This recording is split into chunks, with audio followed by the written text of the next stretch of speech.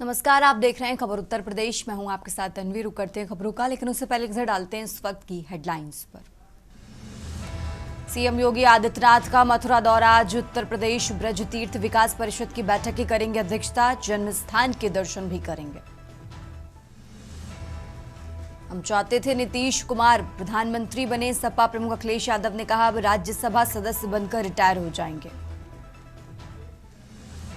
UP में TT अनिवार्यता के विरोध में एकजुट हुए शिक्षक आज से अलग अलग जिलों में निकालेंगे मशाल जुलूस। शंकराचार्य ने मां गंगा का पूजन कर दिया। गो प्रतिष्ठा धर्मयुद्ध यात्रा का शंखनाद आज लखनऊ के लिए होंगे रवाना। यूपी में बिजली बिल के विरोध में देशव्यापी आंदोलन की तैयारी। संगठन ने कहा केंद्र सरकार 10 मार्च को संसद में बिल पेश कर सकती है। यूपी को मिली 6 नई सड़क परियोजनाओं की सौगात। मुख्य सचिव की अध्यक्षता में सड़क परियोजनाएं स्वीकृत हुई। आप देख रहे हैं के न्यूज, खबरों का सारथी। और अब रुक करते हैं खबरों का। आगरा दौरे पर मुख्यमंत्री योगी आदित्यनाथ सुबह करीब 9:25 पर लखनऊ अमौसी एयरपोर्ट से रवाना होंगे। बता दें कि 10:10 पर खेरिया सिविल एयरपोर्ट आगरा पहुंचेंगे सीएम योगी आदित्यनाथ और इसके बाद 10:25 पर अमर कन्वेंशन सेंटर पहुंचेंगे। तो करीब 10:30 बजे से 12:30 बजे तक अमर कन्वेंशन सेंटर में कार्यक्रम होगा और इस कार्यक्रम में मौजूद रहेंगे उत्तर प्रदेश के मुख्यमंत्री योगी आदित्यनाथ। और 1:10 पर यथार्थ सुपर स्पेशलिटी हॉस्पिटल पहुंचेंगे सीएम योगी। और इसी के साथ आपको बता दें अस्पताल में निर्धारित कार्यक्रम है, इस कार्यक्रम में शिरकत करेंगे।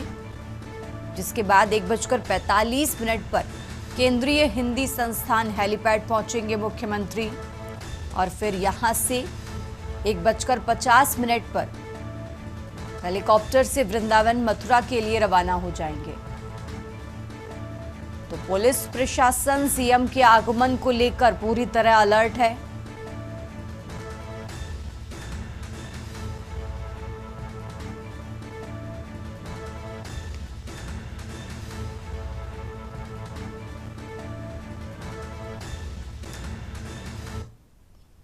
और आगे बढ़ते खबरों में खबर बाराबंकी से है, जहां ट्रॉमा सेंटर में लगा अधिवक्ताओं का जमावड़ा। सफदरगंज निवासी चंद्रेश वर्मा पर देर शाम गोली चली। बाराबंकी से खबर आपको बता रहे हैं, घरेलू जमीनी विवाद के चलते बताया जा रहा है ये मामला।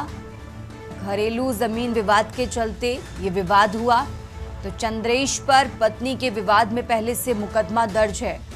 फिलहाल पुलिस पूरे मामले की जांच पड़ताल में जुटी हुई है।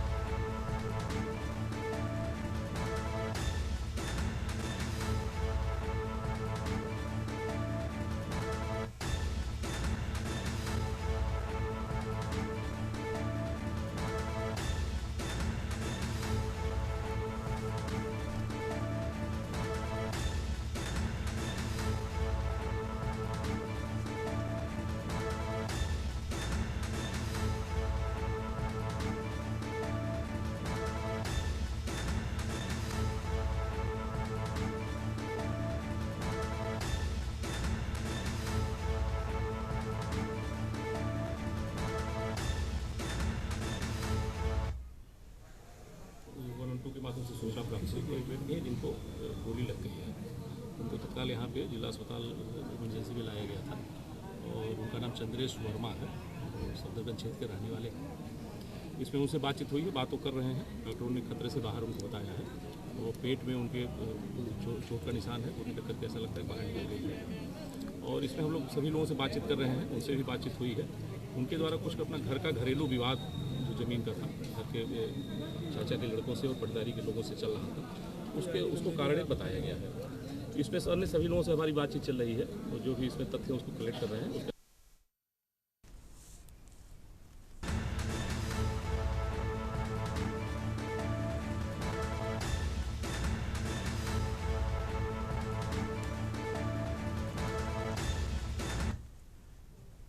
और अब आगे बढ़ते खबरों में, एक तरफ जहां बुंदेलखंड पहले से ही सूखे की मार झेल रहा है, वहीं जिम्मेदार अधिकारियों की लापरवाही के चलते मौदहा डैम से निकली माइनर में समय से पानी न मिलने के कारण किसानों की हजारों एकड़ में लगी गेहूं की फसल सूख रही है।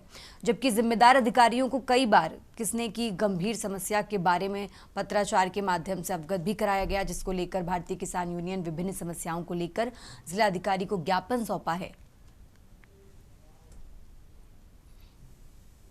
समस्याओं को लेकर आए थे। मौदहा क्षेत्र में लगभग दर्जनों गांव जो है रागौल माइनर, करगांव माइनर से जो है पानी परेशान है।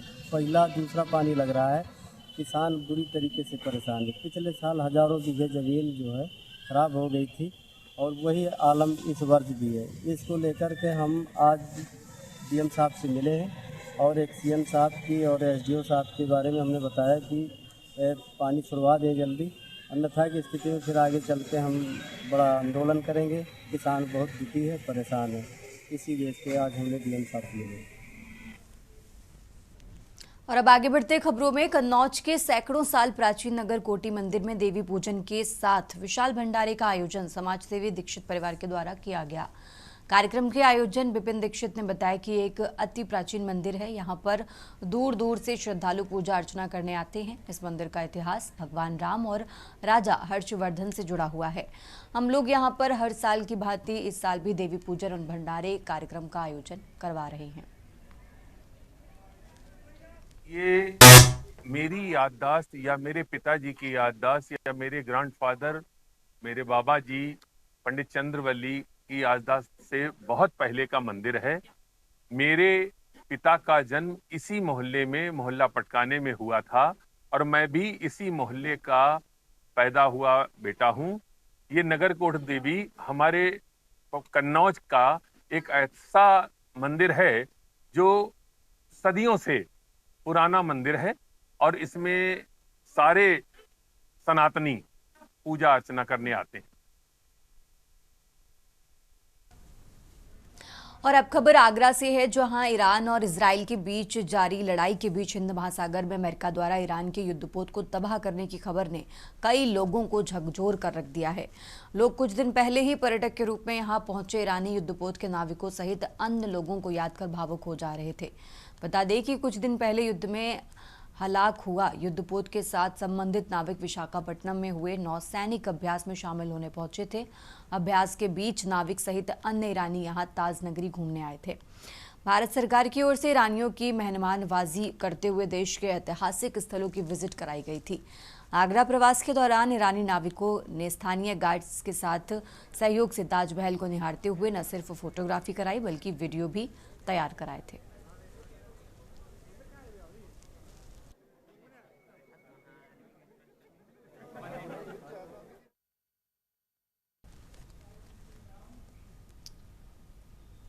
और अब खबर रामपुर से है, जहां कोतवाली शाहबाद क्षेत्र के रुस्तमपुर गांव में परिजनों की डांट से क्षुब्ध होकर एक किशोरी ने फांसी लगाकर आत्महत्या कर ली।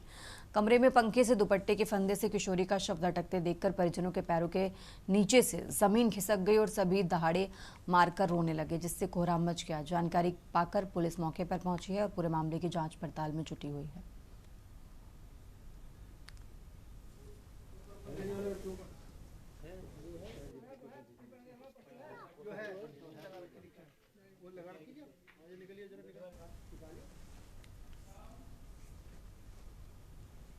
और अब खबर अमरोहा से है, जहां अमरोहा जनपद के नेशनल हाईवे 9 पर चलती कार आग का गोला बन गई।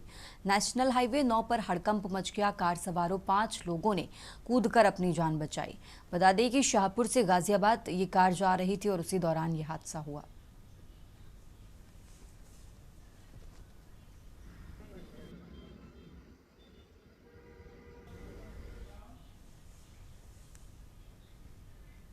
और अब खबर कानपुर से है, जहां संघ और भाजपा की बैठक को लेकर भारतीय जनता पार्टी के क्षेत्रीय अध्यक्ष प्रकाश पाल ने कहा कि बैठक में मुख्य रूप से क्षेत्रीय मुद्दों पर चर्चा हुई। उन्होंने बताया कि अलग अलग क्षेत्रों से जुड़ी समस्याओं और संगठनात्मक विषयों को लेकर पदाधिकारियों के बीच विचार विमर्श किया गया।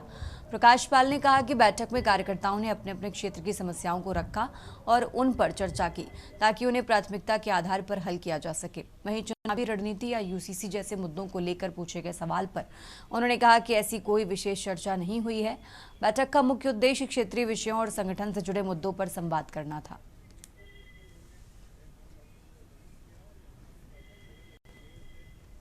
तमाम समविचारी संगठन जो एक विचार के लिए काम करते हैं, समय समय पर बैठते रहते हैं, ये कोई पहली बार नहीं है। उसी क्रम में सब लोग अपने अपने क्षेत्र के प्रगति के बारे में, कोई कठिनाइयां हैं, उन सब के विषय में एक समन्वय बैठक थी, जिसमें सब लोगों ने अपने अपने क्षेत्र के प्रगति और अपने अपने विषयों की जानकारी दी है। मुद्दे हैं वो मुख्यमंत्री जी नोट किए हैं, वो कोई विषय जो विवाद चल रहा था उसके चलते कोई बात हुई क्या? नहीं, ये पूरे देश राष्ट्रीय स्तर के मुद्दों पर चर्चा हुई है। Thank you. और अब खबर अमेठी से है, जहां कोतवाली से सटे तहसील परिषद से मुकदमे की पैरवी को लेकर पहुंचे युवक की बाइक चोरों ने पार कर दी। सुरक्षित माने जाने वाला कोतवाली के बगल स्थित तहसील से बाइक चोरों ने साबित कर दिया कि उनके जहन में पुलिस का इकबाल नहीं रह गया है। बताया गया कि युवक मुकदमे की तारीख में शामिल होने एसडीएम कोर्ट पहुंचा था। हमेशा की तरह तहसील परिसर में बाइक लॉक कर युवक न्यायालय कक्ष में चला गया। वापस लौटने पर मौके पर बाइक न पाकर युवक सन्न रह गया। कोतवाली क्षेत्र अमेठी के अंतर्गत निरंतर बढ़ती चोरी की घटनाओं से ग्रामीणों में दहशत का माहौल बना हुआ है। कोतवाली क्षेत्र में चोर लुटेरों के हौसले इस कदर बुलंद हैं कि अब दिन दहाड़े चोरी की घटनाओं को अंजाम देना शुरू कर दिया है। कोतवाली से सटे तहसील परिसर में दिन दहाड़े मोटरसाइकिल को चुरा के उठा ले जाना कहीं न कहीं खाकी को स्पष्ट रूप से चोरों द्वारा चुनौती दी जा रही है। मुकदमे में पैरवी करने के लिए बाइक से आए युवक ने बताया कि तहसील परिसर में बाइक खड़ी कर लाग कर एसडीएम कोर्ट गया था। न्यायालय से वापस लौटने पर जब युवक अपनी गाड़ी के पास जाता है तो मौके से बाइक नहीं मिलती है। वहीं चोरी होने से घबराए युवक ने बाइक चोरी के संबंध में अमेठी कोतवाली परिसर में तहरीर देकर बाइक वापस मिलने की आस में है। फिलहाल अब इंतजार बाइक चोरों के खुलासों का है। पीड़ित की प्राथमिकी दर्ज होती है, चोरों का पता लगता है, अथवा पिछले मामले की तरह इस बार भी केवल पीड़ित को मायूस होना पड़ेगा। सवाल कई हैं। राघवेंद्र पांडे, के न्यूज, अमेठी। और अब खबर अमेठी हमीरपुर से है, जहां हमीरपुर जिले के जलालपुर थाना क्षेत्र के भेड़ी टंडा गांव में डायल 112 में तैनात सिपाही रामवीर पर गंभीर आरोप लगे हैं। पीड़ित महिला ने आरोप लगाया कि सिपाही ने उसके साथ अभद्रता की और जबरन साथ चलने का दबाव बनाया। विरोध करने पर महिला के पति को भी पीटा गया। महिला ने जलालपुर थाने में तहरीर देकर मदद की गुहार लगाई है। ये आए दिन दुकान पे आता है, मुझसे कहता है तुम मुझे बहुत अच्छी लगती है, मुझसे प्यार कर लो, मैं तुम्हारे आदमी को 2-3 लाख रुपए दूंगा, मैं तुम्हें अपने गांव ले जाऊंगा। ये मुझसे आए दिन गंदी गंदी बातें करता है साहब। जब मैंने इसको मना कर दिया ये सब करने के लिए, तो इसने मेरे हस्बैंड को कल मारा है, जान से मार दिया था साहब। तो प्रधान जी ने आके मेरे हस्बैंड की जान बचा ली पानी में डाल के। ये साहब कहता है तुम लोग चमार कुछ भी नहीं कर पाओगे, हमारा कुछ भी नहीं बाल बना पाओगे। ये गंदी गंदी बातें आए दिन करता है साहब। और ये बस हमारे रास्ते से निकलता है, जब भी ड्यूटी करने गाली दे के निकलता है साहब। और अब खबर बाराबंकी से है, जहां अभिजीत नंदन दे यूपीएससी की परीक्षा में 294वीं रैंक हासिल कर जिले को गौरवान्वित किया है। पहले ही प्रयास में ये सफलता हासिल करने वाले अभिजीत ने अपनी सफलता का श्रेय माता पिता को देते हुए बताया कि वो आईआईटी खड़गपुर से इंजीनियरिंग स्नातक डिग्री हासिल की है। अभिजीत के पिता doctor Jagannath Verma inter college के प्रधानाचार्य हैं, जबकि मां गृहिणी हैं। यूपीएससी की परीक्षा परिणाम घोषित होते ही परिवार सहित पड़ोसियों में खुशी की लहर दौड़ गई। मैंने सिविल सेवा परीक्षा 2025 में 294 रैंक सीखी। अच्छा, कैसे पता चला आपको कि आपकी नाम सर लगभग 2:10 पर मेरा रिजल्ट यूपीएससी की ऑनलाइन वेबसाइट पे रिलीज़ हुआ था, उसके माध्यम से मैंने अपना रिजल्ट देखा। प्रिपरेशन की बात करिए तो किस तरीके से प्रिपरेशन आप करते थे, क्या कुछ आप? सर प्रिपरेशन के लिए मेरे अनुसार प्रीवियस ईयर क्वेश्चन पेपर्स को अगर मद्देनज़र रखते हुए तैयारी की जाए तो कम समय में ज़्यादा बेनिफिट लिया जा सकता है। हायर स्टडीज़ आपकी कहाँ से, इंजीनियरिंग आपने कहाँ से करी? सर मैंने इंजीनियरिंग IIT खड़गपुर से इलेक्ट्रिकल इंजीनियरिंग में की। मेरा डुअल डिग्री कोर्स था 5 इयर्स का, सो इंटीग्रेटेड बीटेक प्लस एमटेक का कोर्स था, जिसमें मैंने signal processing and machine learning में एमटेक की डिग्री ली। बहुत अच्छा लग रहा है। हमारे विद्यालय से बहुत से छात्र निकले हैं, जिनमें जो है PCS और PCSJ तथा अब जो है हम लोग लास्ट उसमें पहुंच गए हैं, IAS का भी सिलेक्शन दिया है। पुत्र का इतना बड़ा सिलेक्शन होना कहीं ना कहीं गौरव का विषय है। क्या संदेश आप उन बच्चों को देना चाहेंगे जो आपके विद्यालय में अभी भी पढ़ रहे हैं, लंबे समय से आप पढ़ाना चाह रहे हैं? कैसी तैयारी करें वो कि आपके बेटे जैसा इनाम रोशन कर सकें? हम बच्चों को यही कहेंगे कि वो जो है अपने स्तर के अनुसार सदैव मेहनत करके पढ़ते रहें, पूरा कोर्स अवश्य पढ़ें, जिससे कि उनको जो है किसी भी जगह कोई दिक्कत ना आए और सफलता अवश्य मिले। माता जी, बेटे का सिलेक्शन हुआ है, लोग बधाई दे रहे हैं आज, कैसा लग रहा है आज? किस तरह से तैयारियां करता था बेटा आपका, क्योंकि आजकल बच्चों के लिए बड़ा संघर्ष रह जाता है कोर्स को पूरा कर पाना, कैसा लगता है आपकी तैयारी की? आप लोग का क्या सहयोग रहा?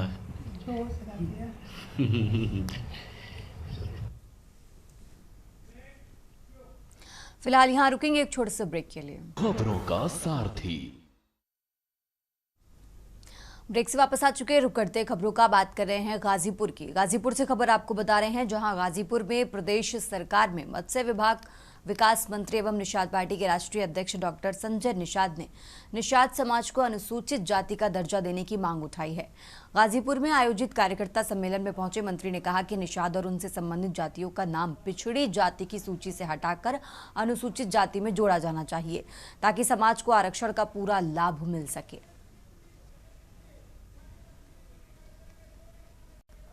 कार्यकर्ताओं की समीक्षा बैठक है, उनको योजनाओं के बारे में भारत सरकार से जो संचालित है और बजट में प्रावधान किया है, फिर हमेशा मोदी ने उनको धन्यवाद देना था और योगी जी ने भी यहाँ दिया है। उत्तर प्रदेश मत्स्य उत्पादन में 1 नंबर हो रहा है। मैं चाहता हूँ आत्मनिर्भर हो जाए, और फिर जब तक हम हर जिले में हर मंडल में पूरा का पूरा हम इसको प्रोडक्शन में हर क्षेत्र में काम नहीं करेंगे, तब तक जो है ये जो नीचे काम करने वाले, निचले पावदान पर रहने वाले लोग हैं, वो क्या नाम है, उनको विकास की मुख्यधारा में लाना मेरा काम है।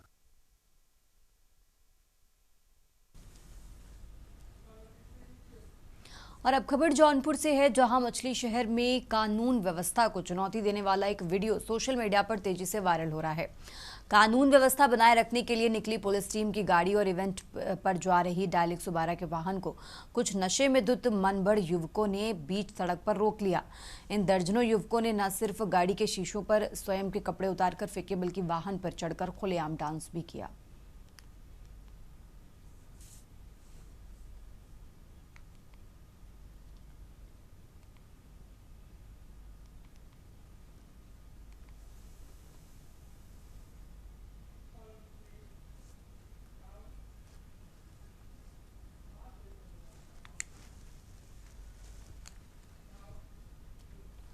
और अब खबर बदायूं से है, जहां ट्रैक्टर एजेंसी पर ट्रक से नए ट्रैक्टर उतारते समय ट्रैक्टर अचानक पलट गया, जिससे उसके नीचे दबकर एक 19 साल के युवक राम सेवक की मौके पर ही मौत हो गई है।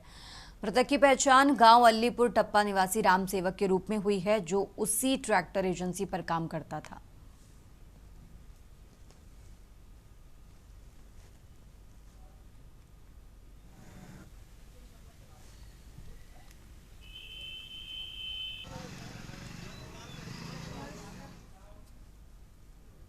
और अब खबर अमरोहा से है, जहां मुस्लिम यूट्यूबर सलीम वास्तिक पर हुए जानलेवा हमले मामले को लेकर पुलिस एनकाउंटर में ढेर हुए 2 भाइयों के पिता बुनियाद अली ने पुलिसिया कार्रवाई पर सवाल उठाते हुए अपने बेटों के निर्दोष होने का दावा किया है। उन्होंने कहा कि पुलिस ने बेटों को पकड़ लिया था और अदालत के जरिए जेल भेजना था। वो कहते हैं कि जो हुआ वो नहीं होना चाहिए था। पिता के मुताबिक उनके दोनों बेटे लकड़ी के कारीगर थे और काम के सिलसिले में बाहर जा रहे थे। मामला तो जैसे जो है पुलिस को ज़्यादा पता, जो भी है हमें तो इतना आइडिया है नहीं। हमारे लड़कों को कोई ऐसा मसला नहीं है, पहले से कोई ऐसा रिकॉर्ड नहीं है। जो भी हुआ है उसके बाद पुलिस ने पकड़ा, उन्हें पकड़ने के बाद उन्हें जेल भेजती, मुकदमा जो भी बनता उनको वो लगाती, ये कानून। कोई उनका पहले से कानून की अपराध क्या मानना नहीं है किसी का, हमारे दादा तक, ये सच्चाई है। खबर उत्तर प्रदेश में फिलहाल इतना ही। आप देखते रहिए के न्यूज़ इंडिया।